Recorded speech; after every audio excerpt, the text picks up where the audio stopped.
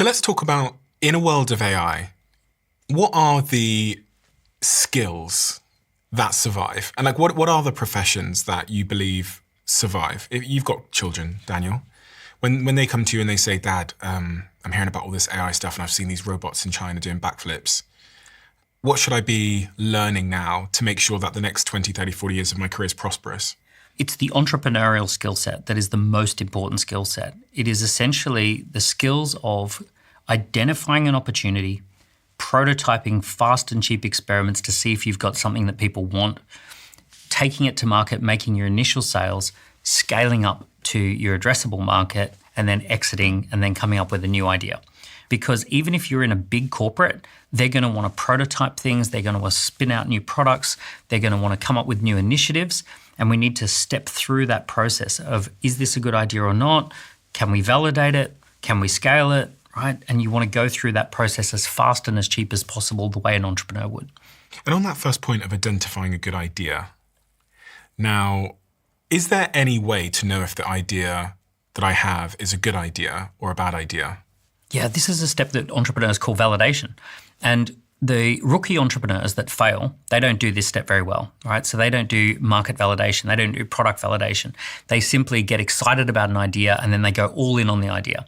And what really experienced entrepreneurs do is that we come up with ways to do fast, cheap experiments. So for example, last year I had 2 ideas and I actually kind of liked one a lot and I liked one a little bit. And what I did is I set up a waiting list campaign and I basically invited people to join the waiting list for idea number 1. And about 750 people joined that waiting list. And they filled in a set of questions so that I knew that 750 people were interested in this idea. This was my favorite idea. And then the second idea, I invited people to join that waiting list. And 4,500 people joined that waiting list. So even though this wasn't my favorite idea, it was way more exciting for people and it was sitting on top of a much bigger need. So off the back of collecting 4,500 people on the waiting list and collecting all the data and the information, we went to some angel investors about a week later after doing that, and we raised £250,000, so about $300,000 or $400,000. And all of that took about a week or 2.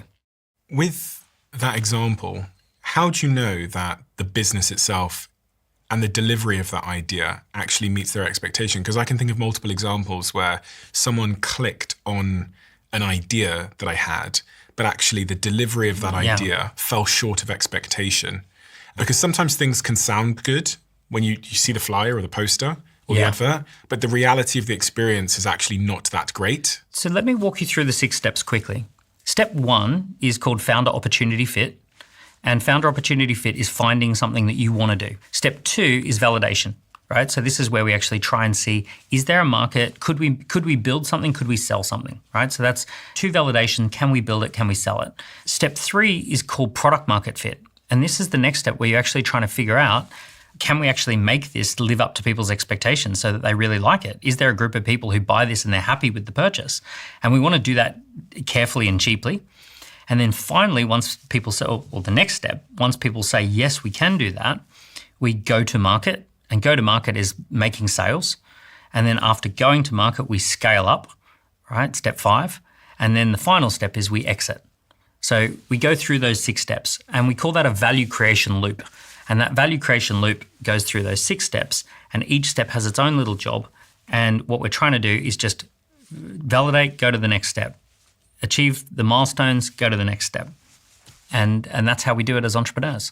So in a world of AI, are there any particular opportunities that you think are new and exciting that anybody listening right now could pursue to make money, whether it's passive income on the side or to leave their current role and pursue entrepreneurship for? Well, the starting point is that everything is an opportunity, because what do entrepreneurs do? We find things that could be done better, faster, cheaper, or with more emotional benefits. But has AI created any particular interesting opportunities in your view that you think that's a huge arbitrage opportunity? I think one of the best opportunities is a small SaaS company. So software as a service was an elite level business opportunity that very, very few people could enter. That was something that only maybe tens of thousands or hundreds of thousands of founders at most globally could have a software company. So it was very, very elite. And the reason it was elite is because it was very, very hard to mobilize the talent required to build a software company. You probably needed, maybe 10, 20 or 30 developers to build a software product that would actually be a good software product.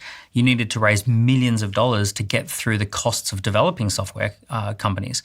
And you probably needed 10,000 customers to have a break-even software company. Now, because of AI, all of those costs have massively come down. And there are software companies that are wildly profitable that have 500 customers or 1,000 customers. They service a tiny little niche.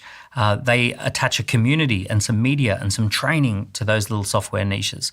So one of the most exciting things is that if you essentially said that I would like to take what I know, turn it into a playbook, take that playbook, ask AI to advise me on what software we could create, and then use AI tools to build out that software, you're able to get very deep into that journey for almost no money. I was thinking about this the other day because in my company, we're rebuilding our entire ATS ourselves.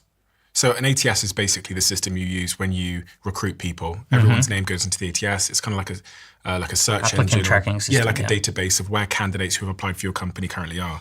And over the last couple of years, I've paid tens of thousands of dollars every year for an ATS for my companies. And this year I thought, actually, I reckon we could build an ATS in a couple of weeks